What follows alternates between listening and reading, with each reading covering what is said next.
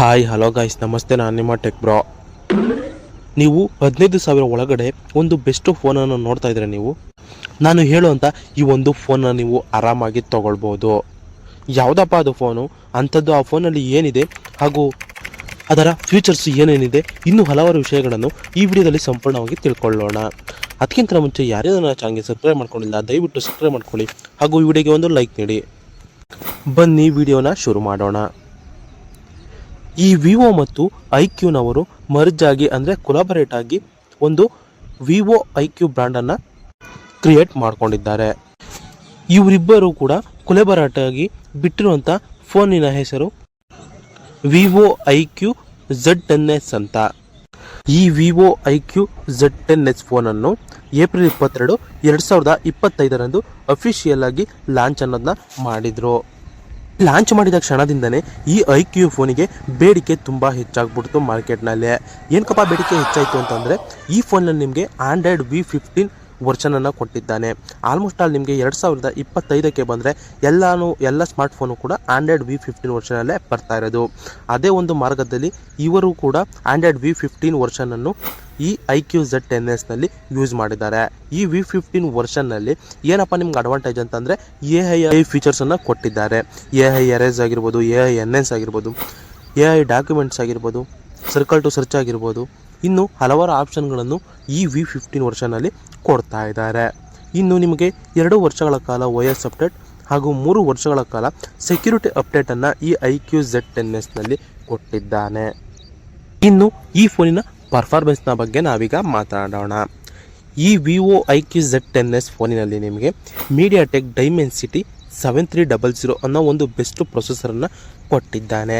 ಏನಕ್ಕಪ್ಪ ಬೆಸ್ಟು ಅಂತಂದರೆ, ಇದೇ ಪ್ರೊಸೆಸರು ನಿಮಗೆ ಬೇರೆ ಬ್ರ್ಯಾಂಡಲ್ಲಿ ನೀವು ನೋಡೋದಾದರೆ ಅಬೌಟ್ 20K ಮೇಲೆ ನೀವು ಹೋಗಬೇಕು, ಆವಾಗ ಮಾತ್ರ ಈ ಒಂದು ಪ್ರೊಸೆಸರ್ನ ಯೂಸ್ ಮಾಡ್ತಿದ್ರು. ಆದರೆ ಈ ಐಕ್ಯೂ ಫೋನಲ್ಲಿ ನಿಮಗೆ ಅಂಡರ್ 15,000 ಅಂದರೆ 15,000 ಒಳಗಡೆ ಒಂದು ಬೆಸ್ಟ್ ಪ್ರೊಸೆಸರನ್ನು ಯೂಸ್ ಮಾಡಿದ್ದಾನೆ. ಈ ಫೋನಲ್ಲಿ ನೀವು ಆರಾಮಾಗಿ ನೀವು ಗೇಮ್ಗಳನ್ನು ಕೂಡ ಆಡಬಹುದು ಅಥವಾ ಕ್ಯಾಮ್ರಾ ಕೋಲ್ಸ್ಕೊಂಡು ನಿಮಗೆ ಬೆಸ್ಟ್ ಪಾರ್ಟ್ ಅಂತಲೇ ಹೇಳ್ಬೋದು.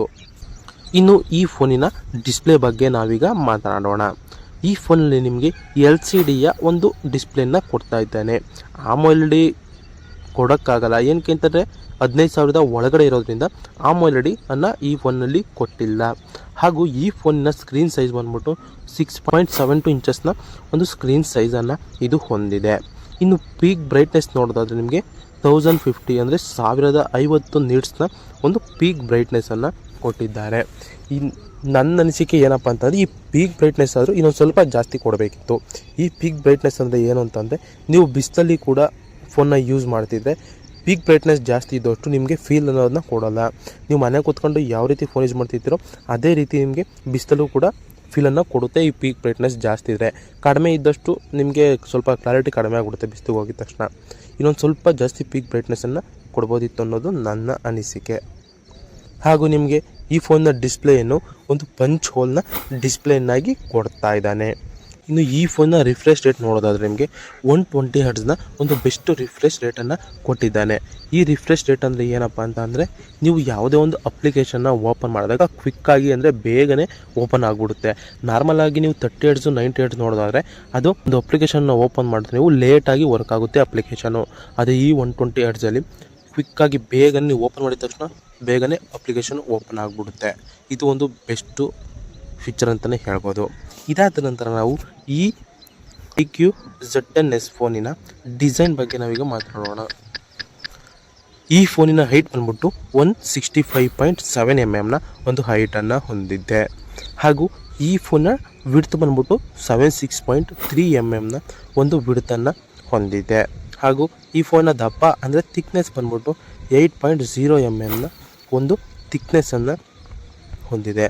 ಹಾಗೂ ಈ ಫೋನ್ನ ತೂಕ ಅಂದರೆ ವೆಯ್ಟ್ ಬಂದ್ಬಿಟ್ಟು 204 ಗ್ರಾಮ್ಸ್ನ ಒಂದು ವೆಯ್ಟನ್ನು ಹೊಂದಿದೆ. ಅಂದರೆ ಒಂದು ಸ್ವಲ್ಪ ತೂಕ ಬರುತ್ತೆ ಫೋನು. ಇನ್ನು ಈ ಫೋನಿನ ಬ್ಯಾಕ್ ಪ್ಯಾನಲನ್ನು ಯಾವ ಮೆಟೀರಿಯಲಿಂದ ಮಾಡಿದ್ದಾರೆ ಅಂದರೆ, ಪ್ಲಾಸ್ಟಿಕ್ ಅನ್ನೋ ಮೆಟೀರಿಯಲಿಂದ ಬ್ಯಾಕ್ ಪ್ಯಾನಲನ್ನು ಮಾಡಿದ್ದಾನೆ. ಹಾಗೂ ಇನ್ನೊಂದು ಈ ಫೋನಲ್ಲಿ ಅಡ್ವಾಂಟೇಜ್ ನಿಮಗೆ ಏನಪ್ಪ ಅಂತಂದರೆ, IP64ನ ಒಂದು ವಾಟರ್ ರೆಸಿಸ್ಟೆಂಟ್ ಹಾಗೂ ಡಸ್ಟ್ ಪ್ರೂಫನ್ನು ಕೊಟ್ಟಿದ್ದಾನೆ. IP64ನ ಉಪಯೋಗ ಏನಪ್ಪ ಅಂತಂದರೆ, ನಿಮ್ಮ ಫೋನಿನ ಒಳಗಡೆ ನೀರಿನ ಸಣ್ಣ ಸಣ್ಣ ಹನಿಗಳು ಹೋಗಲು ಆಗುವುದಿಲ್ಲ. ಹಾಗೂ ಸಣ್ಣ ಸಣ್ಣ ಧೂಳಿನ ಕಣಗಳು ಕೂಡ ನಿಮ್ಮ ಫೋನ್ನ ಒಳಗಡೆ ಹೋಗದಿರೋ ಥರ ಇದು ಒಂದು ಪ್ರೊಟೆಕ್ಷನ್ನ ಕೊಡುತ್ತೆ. ಇದು ಒಂದು ಬೆಸ್ಟು ಅಂತಲೇ ಹೇಳ್ಬೋದು. ಇದಾದ ನಂತರ ಇನ್ನು ಈ ಫೋನಿನ ಕ್ಯಾಮ್ರಾ ಬಗ್ಗೆ ನಾವೀಗ ಮಾತನಾಡೋಣ. ನೀವು ಬ್ಯಾಕ್ ಸೈಡ್ನಲ್ಲಿ ನೋಡೋದಾದರೆ ನಿಮಗೆ 2 ಕ್ಯಾಮ್ರಾಗಳನ್ನು ಕೊಡ್ತಾ ಇದ್ದಾನೆ. ಒಂದು 50 MP ವೈಲ್ಡ್ ಆ್ಯಂಗಲ್ ಕ್ಯಾಮ್ರಾ, ಇನ್ನೊಂದು 2 MP ಒಂದು ಡೆಪ್ತ್ ಕ್ಯಾಮ್ರಾವನ್ನು ಕೊಡ್ತಾ ಇದ್ದಾನೆ. ಹಾಗೂ ನಿಮಗೆ ಕ್ಯಾಮ್ರಾದ ಕೆಳಗಡೆ ಒಂದು ರಿಂಗ್ LED ಫ್ಲ್ಯಾಶನ್ನು ಕೂಡ ಕೊಡ್ತಾ ಇದ್ದಾನೆ. ಇದು ಒಂದು ನೋಡೋಕ್ಕೆ ತುಂಬ ಅಟ್ರಾಕ್ಟಿವ್ ಆಗಿ ಕಾಣುತ್ತೆ ಈ ಫೋನಿನಲ್ಲಿ. ಇನ್ನು ಫ್ರಂಟ್ ಕ್ಯಾಮ್ರಾದ ಬಗ್ಗೆ ನಾವು ಮಾತನಾಡೋದಾದರೆ ನಿಮಗೆ 8 MP ಒಂದು ವೈಲ್ಡ್ ಆ್ಯಂಗಲ್ ಕ್ಯಾಮ್ರಾವನ್ನು ಕೊಡ್ತಾ ಇದ್ದೇನೆ. ಕ್ಯಾಮ್ರಾ ಕೋಸ್ಕೊಂಡ್ರೆ ಆ ಬಡ್ಜೆಟಲ್ಲಿ ನಿಮಗೆ ಪರವಾಗಿಲ್ಲ, ಬೆಸ್ಟು ಅಂತಲೇ ನಾನೀಗ ಹೇಳ್ಬೋದು. ಇದಾದ ನಂತರ ಈ ಫೋನಿನ ಬ್ಯಾಟ್ರಿ ಬಗ್ಗೆ ನಾವೀಗ ಮಾತನಾಡೋಣ. ಈ ಫೋನಿನಲ್ಲಿ ನಿಮಗೆ 6500 mAh ಅಂದರೆ 6500 mAhನ ಒಂದು ಬೆಸ್ಟ್ ಒಂದು ಬಿಗ್ಗೆಸ್ಟ್ ಬ್ಯಾಟ್ರಿಯನ್ನು ಕೊಡ್ತಾ ಇದ್ದಾನೆ. ಹಾಗೂ ನಿಮಗೆ ಈ ಫೋನ್ನಲ್ಲಿ 44 ವಾಟ್ಸ್ನ ಒಂದು ಫ್ಲಾಶ್ ಚಾರ್ಜಿಂಗನ್ನು ಕೂಡ ಕೊಡ್ತಾ ಇದ್ದಾನೆ. ನೋಡಿದ್ರಲ್ಲೊಬ್ಬರು ನಿಮಗೆ 15,000 ಒಳಗಡೆ ನಿಮಗೆ ಒಂದು ಒಳ್ಳೆ ಬಿಗ್ಗೆಸ್ಟ್ ಬ್ಯಾಟರಿಯನ್ನು ಹಾಗೂ ಒಂದು ಸ್ಪೀಡ್ ಚಾರ್ಜಿಂಗನ್ನು ಕೊಡ್ತಾ ಇದ್ದಾನೆ. ಕಣ್ಮುಚ್ಕೊಂಡು ನೀವು ಈ ಫೋನನ್ನು ಪರ್ಚೇಸ್ ಮಾಡ್ಬೋದಲ್ವ ಗುರು. ಇನ್ನು ಈ ಫೋನಿನ ಸ್ಟೋರೇಜ್ನ ನೋಡೋದಾದರೆ ನಮಗೆ ಇದರಲ್ಲಿ 3 ವೇರಿಯಂಟ್ಗಳು ಸಿಗುತ್ತವೆ. ಮೊದಲ ವೇರಿಯಂಟು 6 128GB, ಎರಡನೆಯದು 8 128GB ಹಾಗೂ ಮೂರನೆಯದು 8 256GB ಒಂದು ಸ್ಟೋರೇಜು ನಿಮಗೆ ಸಿಗುತ್ತದೆ. ಈ ಫೋನಿನ ನೆಟ್ವರ್ಕ್ ಹಾಗೂ ಕನೆಕ್ಟಿವಿಟಿ ಬಗ್ಗೆ ನಾವೀಗ ಮಾತನಾಡೋಣ. ಈ ಫೋನಲ್ಲಿ ನೀವು 2 ಸಿಮ್ಗಳನ್ನು ಯೂಸ್ ಮಾಡ್ಬೋದು, ಅಂದರೆ 2 ನ್ಯಾನೋ ಸಿಮ್ಗಳನ್ನು ಹಾಕ್ಕೊಂಡು ಆರಾಮಾಗಿ ಯೂಸ್ ಮಾಡ್ಬೋದು. ಹಾಗೂ ಇದು ಯಾವ ನೆಟ್ವರ್ಕ್ಗೆ ಸಪೋರ್ಟ್ ಮಾಡುತ್ತೆ ಅಂತ ಅಂದರೆ 5G 4G 2 ನೆಟ್ವರ್ಕ್ಗಳಿಗೂ ಕೂಡ ಸಪೋರ್ಟನ್ನು ಮಾಡುತ್ತೆ. ನೀವು ಯಾವ ಸಿಮ್ನ ಹಾಕ್ಕೊಂಡು ಫೋನ್ ಯೂಸ್ ಮಾಡ್ತೀರೋ ಆ ನೆಟ್ವರ್ಕಿಗೆ ಇದು ಕನ್ವರ್ಟ್ ಆಗಿ ಫೋನು ಯೂಸ್ ಆಗುತ್ತೆ. ಇದಾದ ನಂತರ ಇನ್ನು ಬ್ಲೂಟೂತ್ ಕನೆಕ್ಟಿವಿಟಿ ಬಗ್ಗೆ ನಾವೀಗ ಮಾತನಾಡೋದಾದರೆ ಬ್ಲೂಟೂತ್ V 5.4ನ ಒಂದು ಕನೆಕ್ಟಿವಿಟಿಯನ್ನು ಹೊಂದಿದೆ.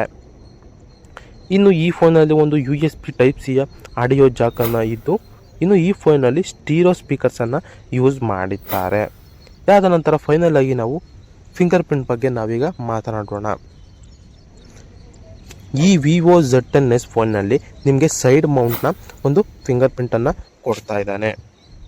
Vivo ಈ ಹಿಂದೆ ಒಂದು T4X ಫೋನನ್ನು ಲಾಂಚ್ ಮಾಡಿದರು, 5G ಫೋನನ್ನು. ನೀವು ಆ ಫೋನ್ನ ಫ್ಯೂಚರು ಹಾಗೂ ಈ ಫೋನ್ನ ಫ್ಯೂಚರ್ನ ನೀವು ಎರಡನ್ನೂ ಕೂಡ ನೀವು ನೋಡಿದ್ರೆ ಯಾವುದೇ ರೀತಿಯ ಒಂದು ಡಿಫ್ರೆನ್ಸು 2 ಫೋನ್ಗೂ ಇಲ್ಲ. ಏನಕ್ಕೆ ಅಂತಂದರೆ 2 ಫೋನು ಕೂಡ Vivo ಹಾಗೂ iQನವರು ಕೊಲಾಬರೇಟ್ ಆಗಿ ಬಿಟ್ಟಿರೋದ್ರಿಂದ ನಿಮಗೆ ಯಾವುದೇ ರೀತಿಯ ಡಿಫ್ರೆನ್ಸ್ ಅನ್ನೋದು ನಿಮಗೆ ಸಿಗೋದಿಲ್ಲ. ಫೋನು ನೋಡೋಕ್ಕೂ ಕೂಡ 2 ಸೇಮ್ ಆ್ಯಸ್ ಇಟ್ ಈಸ್ ಒಂದೇ ಥರ ಇದೆ. ಹಾಗೂ ಫ್ಯೂಚರ್ಸಲ್ಲೂ ಕೂಡ ಏನೂ ಚೇಂಜಸನ್ನು ಮಾಡಿಲ್ಲ. Vivo T4X ಅಂತ ಬಿಟ್ಟಿದ್ದಾರೆ, ಹಾಗೂ iQನವರು iQ Z10s ಅಂತ ಫೋನ ಬಿಟ್ಟಿದ್ದಾರೆ. ಇನ್ನು ಫೋನ್ನ ಡಿಸೈನನ್ನು ನೋಡಿದ್ರೂ ಕೂಡ ನೀವು ಆ ಫೋನ್ ಈ ಪಕ್ಕದಲ್ಲಿ ಮಾಡಿಕೊಂಡು ನೀವು ನೋಡಿದ್ರೆ ನಿಮಗೆ ಯಾವುದೇ ರೀತಿಯ ಚೇಂಜಸ್ ಅನ್ನೋದು ಕಾಣೋದಿಲ್ಲ. ನಿಮಗೆ ಕನ್ಫ್ಯೂಸ್ ಆಗಿಬಿಡಬೇಕು. ಆ ರೀತಿ ಈ 2 ಫೋನ್ಗಳು ಒಂದೇ ಫ್ಯೂಚರನ್ನು ಹೊಂದಿದೆ. ನೀವು ಆರಾಮಾಗಿ 15,000 ಒಳಗಡೆ ಫೋನ್ಗಳನ್ನು ನೋಡ್ತಾ ಇದ್ದರೆ ಕಣ್ಮುಚ್ಕೊಂಡು Vivo T4X ಅಥವಾ ಈ iQ Z10s ಫೋನನ್ನು ಪರ್ಚೇಸ್ನ ಮಾಡ್ಬೋದು. ನಿಮಗೆ ಬಿಗ್ಗೆಸ್ಟ್ ಬ್ಯಾಟ್ರಿ ಕೊಡ್ತಾನೆ, ಹಾಗೂ ಸ್ಪೀಡ್ ಚಾರ್ಜಿಂಗ್ ಕೊಡ್ತಾನೆ, ಹಾಗೂ ಒಂದು ಬೆಸ್ಟ್ ಪ್ರೊಸೆಸರ್ನ ಯೂಸ್ ಮಾಡ್ಕೊಂಡಿದ್ದಾನೆ. ಹಾಗೂ ಆಂಡ್ರಾಯ್ಡ್ V ವರ್ಷನ್ ಕೂಡ ಇದರಲ್ಲಿ ಇದೆ. ಹಾಗೂ AI ಫೀಚರ್ಗಳು ಕೂಡ ಚೆನ್ನಾಗಿದೆ. ಇನ್ನು IP64ನ ಒಂದು ಡಸ್ಟ್ ಹಾಗೂ ವಾಟರ್ ರೆಸಿಸ್ಟೆಂಟನ್ನು ಇರೋದ್ರಿಂದ ನೀವು ಆರಾಮಾಗಿ ತಗೊಳ್ಳಬಹುದು. ಈ ವಿಡಿಯೋ ಇಷ್ಟ ಆದರೆ ಲೈಕ್ ಮಾಡಿ, ಕಮೆಂಟ್ ಮಾಡಿ ಹಾಗೂ ಸಬ್ಸ್ಕ್ರೈಬ್ ಮಾಡ್ಕೊಳ್ಳಿ. ಧನ್ಯವಾದಗಳು.